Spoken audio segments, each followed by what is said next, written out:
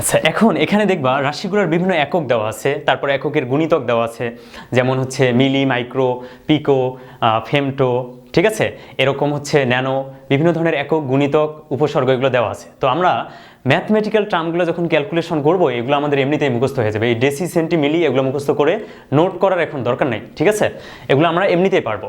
এখন আমরা চলে যাব মাত্রায়। দেখো মাত্রা কাকে বলে? মাত্রা হচ্ছে কোনো ভৌত রাশিতে উপস্থিত মৌলিক রাশিগুলোর সূচককে ওই রাশিটার মাত্রা বলে। সেটা কেমন আমরা একটু দেখি। তো সংজ্ঞাটা তো আমি লিখছি, দেখো সংজ্ঞা হচ্ছে কোনো ভৌত রাশিতে উপস্থিত মৌলিক রাশিগুলোর সূচককে রাশিটির মাত্রা বলে। এখন এইখান থেকে আমরা জানি যে ভর একটা মৌলিক রাশি। এই ভরের যে মাত্রা সেটা কি? সেটা হচ্ছে ক্যাপিটাল এম। তারপর হচ্ছে সময়ের মাত্রা capital T, time, capital T, সময়ের মাত্রা ক্যাপিটাল টি। তারপরে হচ্ছে স্মরণের মাত্রা হচ্ছে এল। এই তিনটা মুখস্থ রাখতে হবে। ভরের মাত্রা এম, সময়ের মাত্রা টি এবং স্মরণের মাত্রা হচ্ছে এল।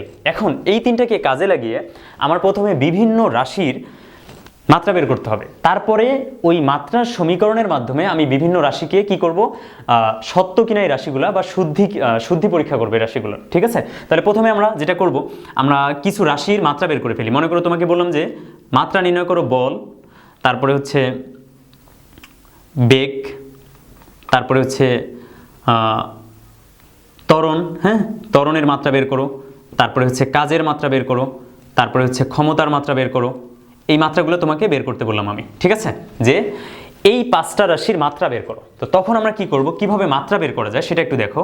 তাহলে আমরা বল একটা কি রাশি বলো? বল একটা ছিল যৌগিক রাশি। তাহলে এই রাশিকে যদি ভাঙাই তাহলে কি পাবো? এফ ইজিক্যাল পাবো হচ্ছে এম ইন্টু এ, মানে ভর ইন্টু ত্বরণ পাবো। ভর ইন্টু কি পাবো বলো? ত্বরণ পাবো, ঠিক আছে। তাহলে ভরকে তো ভাঙানো যায় না, ভর একটা কি রাশি? মৌলিক রাশি। তাহলে ভর ইন্টু ত্বরণকে যদি ভাঙাই কি পাই? ত্বরণ মানে হচ্ছে বেগ বাই সময়। বেগ বাই কি বলো তো? সময়। ভালো মতো খেয়াল করবা, বেগ বাই কি? সময়। এখন ভরকে তো ভাঙানো যায় না, তাহলে ভরকে রেখেই দিই। ভর, এই যে ভর গুণন বেগকে কি ভাঙানো যায়? হ্যাঁ যায়। বেগ একটা যৌগিক রাশি, বেগকে ভাঙানো যায়। বেগ সমান কি? স্মরণ বাই সময়। খেয়াল করিও, ভালো মতো খেয়াল করবা। তাহলে বেগ মানে হচ্ছে এই যে স্মরণ বাই সময়, স্মরণ বাই সময়। এটা কিসের জন্য লিখলাম? শুধুমাত্র এইটুক বেগের জন্য। এই পুরোটা লিখছি শুধুমাত্র বেগের জন্য। এই বেগের নিচে সময়টা ভাগাকারে ছিল, তাহলে এর নিচে কি সময় ভাগাকারে থাকবে না? এই যে সময়, ওকে। এখন দেখো এটা কি হয়, এটা যদি গুণ করি আমরা তাহলে ভর গুণন। এখন দেখো এই দুইটার সাথে এর নিচে মনে মনে এক আছে, তাহলে এই যে ভগ্নাংশটাকে যখন, এটা তো উপরে আর এটা কি নিচে, তাহলে এই ভগ্নাংশটাকে যখন গুণ করবা তাহলে এক উপরে যাবে, সময় নিচে আসবে। তাহলে হবে কি? হবে হচ্ছে স্মরণ ভাগ সময় গুণন। একটা যাবে উপরে, সময় আসবে নিচে। নিচে আসবে কি? নিচে আসবে হচ্ছে সময়, ঠিক আছে, নিচে আসবে সময়। তাহলে এখন দেখো উপরে কি? স্মরণ। ভরও কিন্তু উপরে, কারণ এরও নিচে মনে মনে ওয়ান আছে, তাহলে ভরটা কিন্তু উপরে। তাহলে উপরে থাকতেছে ভর এবং স্মরণ, আর নিচে কি? সময় না? তাহলে সময় গুণন সময় মানে কি? সময়ের উপর স্কয়ার। এখন আমরা মাত্রাগুলো বসাই দিই, দেখো। তাহলে উপরে কি? ভর গুণন স্মরণ। তাহলে ভরের মাত্রা এম, আমি আরেকটা লাইন বাড়ায় দিই, হ্যাঁ, ভর গুণন স্মরণ, আর নিচে দুইটা সময় আছে না, তাহলে সময়ের উপর কি হবে বলো? সময়ের উপর হবে স্কয়ার। তাহলে ভর এবং সময় স্মরণ যদি গুণ করি, ভরের মাত্রা হচ্ছে এম, স্মরণের মাত্রা হচ্ছে এল, আর নিচের সময়ের মাত্রা সেটা কি? টি, তার উপর কি? স্কয়ার লিখছি। এখন এটাকে কিভাবে লেখা যায় দেখো তো? এম এল, নিচে যেটা আছে সেটা ইনভার্স আকারে লেখা যায়, এই যে টি ইনভার্স 2, তার মানে নিচে আছে। এটাকে থার্ড ব্র্যাকেট দ্বারা বন্ধ করে দিব। এখন এই যে রাশিটা বের হলো, এইটা কি? এটা হচ্ছে এটা হচ্ছে মাত্রা। কার মাত্রা এটা? এই যে বলকে ভাঙাইতে ভাঙাইতে এখানে নিয়ে গেছি না, তাহলে এটা হচ্ছে বলের মাত্রা, এমএলটি ইনভার্স 2। এটা কার মাত্রা? বলের মাত্রা। তাহলে বলের মাত্রাটা আমরা কিন্তু বের করে ফেললাম। এখন যদি ত্বরণের মাত্রা বের করতে বলে তাহলে কি করবা? দেখো বলের মাত্রা কিন্তু পেয়ে গেছি। বেগের মাত্রা যদি বের করি তাহলে বেগ মানে কি? বেগ মানে হচ্ছে স্মরণ বাই সময়। তাহলে যদি বেগের মাত্রা বের করো, স্মরণের মাত্রা কি? স্মরণের মাত্রা হচ্ছে, দেখো বেগ মানে কি? বেগ মানে স্মরণ বাই সময়, এই যে স্মরণ বাই সময়। তো স্মরণের মাত্রা তো জানি আমরা, স্মরণের মাত্রা হচ্ছে এল, আর সময়ের মাত্রা কি? টি। তাহলে উপরে এল নিচে টি, এই যে এল বাই টি। তাহলে বেগের মাত্রা কি হচ্ছে? এল টি ইনভার্স 1 হচ্ছে, এই যেটা, এটা হচ্ছে বেগের মাত্রা। খুব ইজি জিনিস। তাহলে বল গেল, বেগ গেল। ত্বরণের মাত্রা কি হবে বলো? ত্বরণ সমান কি? ত্বরণ সমান বেগ বাই সময়। ত্বরণ সমান হচ্ছে কি বলো? বেগ বাই সময়। ত্বরণ মানে বেগ বাই সময়। আচ্ছা, তাহলে বেগ মানে কি আবার স্মরণ বাই সময়, তাহলে বেগ মানে হচ্ছে স্মরণ বাই সময়, সেটাকে রাখো উপরে স্মরণ, নিচে হচ্ছে কি সময়, স্মরণ বাই সময়। আচ্ছা, এই যে স্মরণ বাই সময় এটা শুধু বেগের জন্য লিখলাম না, নিচে একটা সময় আছে, সেই সময়টা নিচে লিখে দাও, এই যে সময়।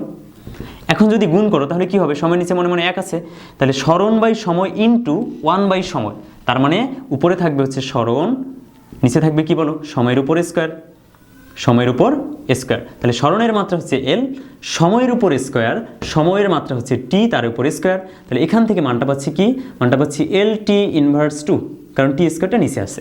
তাহলে এই যে এল টি ইনভার্স 2 এটা হচ্ছে আমাদের ত্বরণের মাত্রা, আর বেগের মাত্রা কি এল টি ইনভার্স 1। তারপরে বলের মাত্রা কি, বলের মাত্রা হচ্ছে এম এল টি ইনভার্স 2। কথা বুঝছো? তারপরে আসি আমরা কাজ এবং ক্ষমতার মাত্রা। এখন দেখো যদি কাজের মাত্রা আমরা বের করি, তাহলে দেখো কাজের মাত্রা, কাজ সমান কি জানো তোমরা, বলো দেখি, কাজ সমান কি জানো? আমরা জানি কাজ সমান বল গুণন স্মরণ, তাহলে বল গুণন কি স্মরণ।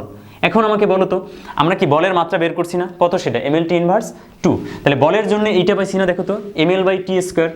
তাহলে এখন এই বলের জায়গায় আমি এটা লিখে দেবো যে M L by T square, কারণ এটা তো বলের জন্যই পাইছি, বলকে ভাঙলে তো এটাই পাবো আমি, ঠিক আছে। তার সাথে স্মরণ গুণাকার আছে, স্মরণ মানে কি এল, এই যে এল, স্মরণের মাত্রা এল। তাহলে এখন এখান থেকে আমি কি পাচ্ছি বলো, তাহলে এই এলটা তো উপরে, তাই না, এর নিচে মনে মনে এক আছে যেহেতু, তাহলে এম এল স্কোয়ার ডিভাইডেড টি স্কোয়ার, আমি লিখতে পারি এম এল স্কোয়ার ডিভাইডেড কি বলো তো টি স্কোয়ার।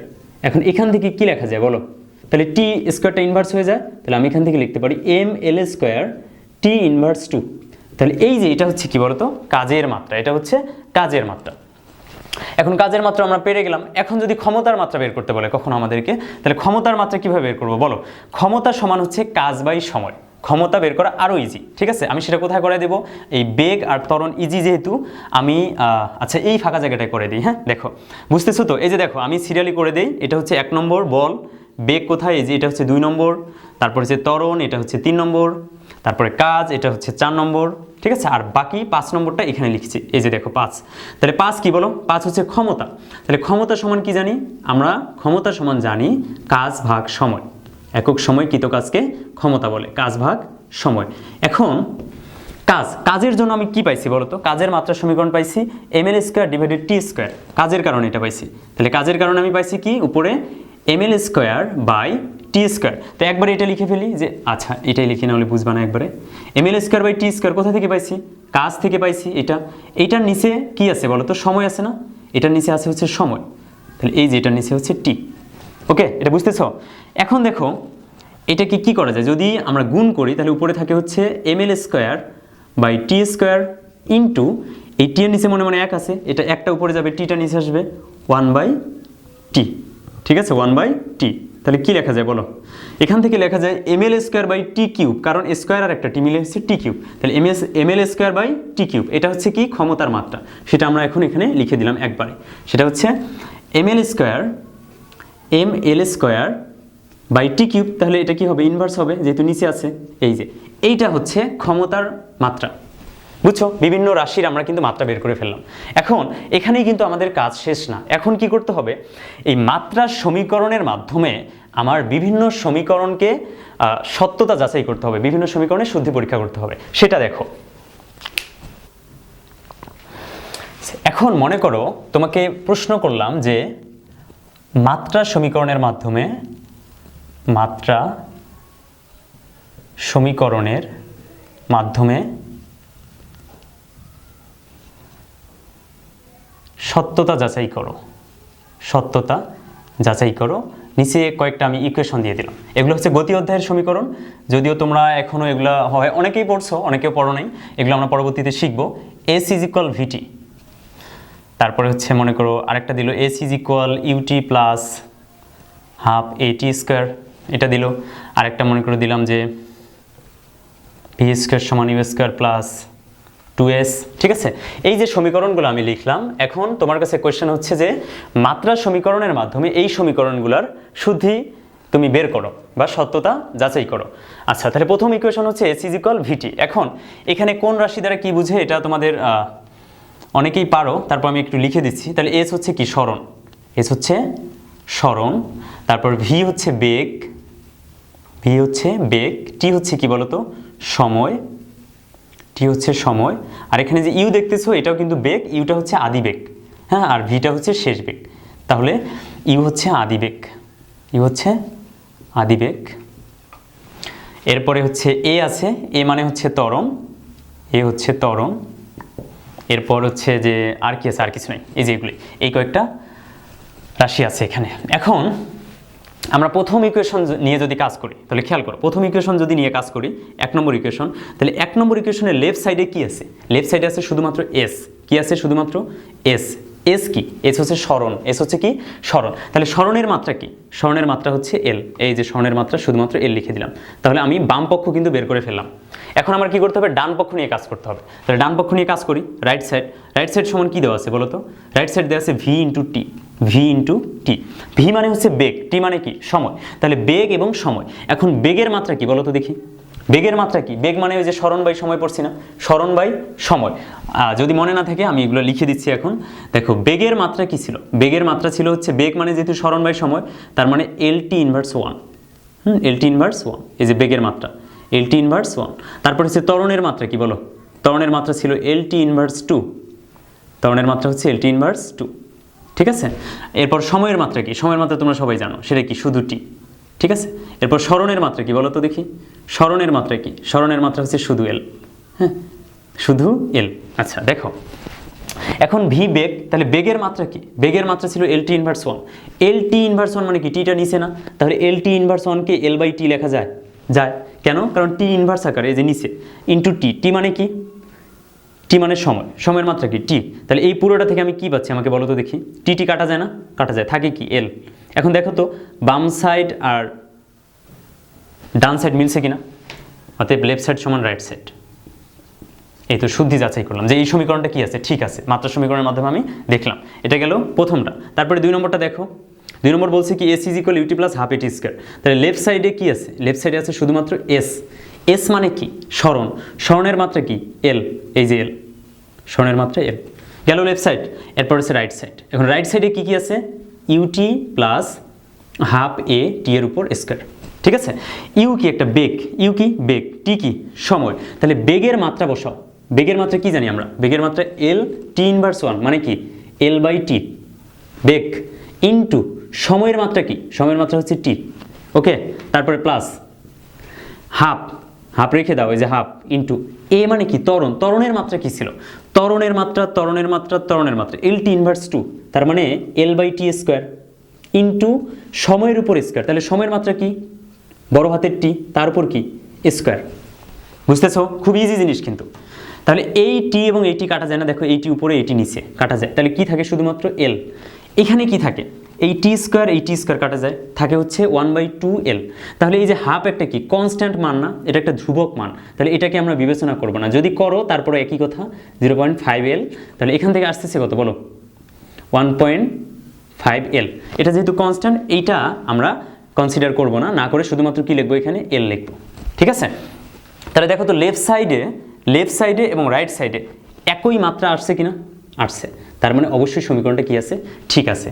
তাহলে অতএব আমরা লিখতে পারবো এখানে লেফট সাইড সমান রাইট সাইড। বুঝতেছো? আচ্ছা, এরপরে আমরা 3 নম্বর সমীকরণটা দেখবো এখন। দেখো 3 নম্বর কি বলছে? 3 নম্বর বলছে যে ভি স্কোয়ার সমান U square plus twice A S. এখন লেফট সাইড কি বলো? লেফট সাইড হচ্ছে ভি স্কোয়ার, বেগের উপর বর্গ। তাহলে বেগের মাত্রা সমীকরণটা কি? বেগের মাত্রা সমীকরণ এল বাই টি, এল বাই টি। এখন এই এল বাই টি এর উপর যখন তুমি একটা বর্গ দিবা, তখন এটা চলে আসবে কত বলো? চলে আসবে এল স্কোয়ার টি ইনভার্স 2। বুঝছো কিনা বলো? কারণ স্কোয়ার তো দুইটার উপর আছে, তাহলে নিচে যে টি এর উপর স্কোয়ারটা আছে সেটা কি ইনভার্স আকারে যাবে উপরে, ঠিক আছে। এল স্কোয়ার টি ইনভার্স 2। এরপর হচ্ছে রাইট সাইড। তাহলে রাইট সাইডে কি আছে? U square plus 2as। তাহলে ইউ মানে কি? বেগ, বেগের উপর বর্গ। তাহলে বেগ মানে কি?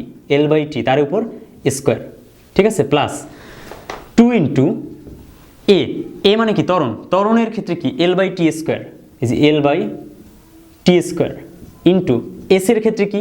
এস এর ক্ষেত্রে এল, কারণ এস হচ্ছে সরণ, সরণের মাত্রা কি? এল। সেই এলটা এস এর জন্য বসাইলাম। এখন দেখো তো এই এলটা উপরে না, এর নিচে মনে মনে 1 আছে। তাহলে এই এলটা যদি উপরে হয়, তাহলে এল আর এল গুণ হলে কি হয়? এল স্কোয়ার, আর নিচে কি? T square. L square by T square. তাহলে এখানেও কিন্তু উপরে এল, নিচে T, L square by T square. তাহলে এখানে দুইটা L square by T square, এখানে একটা L square by T square. তাহলে কয়টা লিখতে পারবো? L square by T square, তাই না? তাহলে 3 একটা কি ধ্রুবক, ধ্রুবক সংখ্যা, তাহলে লিখতে পারবো কি এল স্কোয়ার টি যেহেতু নিচে আছে এবং পাওয়ার 2, তাহলে এল স্কোয়ার টি ইনভার্স 2। এটা হচ্ছে রাইট সাইড। এখন দেখো তো লেফট সাইড আর রাইট সাইড একই কিনা, একই। তার মানে সমীকরণটা ঠিক আছে, লেফট সাইড সমান রাইট সাইড। বুঝছো? তাহলে এই যে আমি 3টা ইকুয়েশন দিয়ে দেখালাম, এখন যদি তুমি এই মানগুলা বের করতে পারো বা এগুলো যদি মুখস্থ রাখতে পারো, ঠিক আছে? মুখস্থ তো রাখার দরকার নেই, কারণ মৌলিক রাশিগুলোর যে 3টা, একটা হচ্ছে ভর, মৌলিক তো 7টা রাশি, কিন্তু আমরা যেগুলার মাত্রা সমীকরণ নিছি তার মধ্যে কয়টা মুখস্থ রাখছি?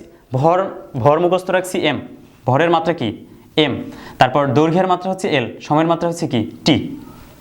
তাহলে এগুলা দিয়েই দেখো আমরা সব কিছু বের করতে পারতেছি না। এই 3টা মুখস্থ রাখলেই এবং সূত্রগুলো যদি মুখস্থ থাকে আমার, তাহলে সব কিছু কিন্তু বের করে ফেলতে পারতেছি। তাহলে আমি আশা করি অন্যান্য ইকুয়েশনও যদি দেয়, জাস্ট তুমি কি করবে, ইকুয়েশনটাকে ভাঙাবা, ঠিক আছে? ভাঙানোর পরে কি করবা, মানগুলো বসাই দিবা, তাহলে দেখবে হচ্ছে তুমি এই সমীকরণের সত্যতা যাচাই করতে পারতেছো মাত্রা সমীকরণের মাধ্যমে, ঠিক আছে? আচ্ছা।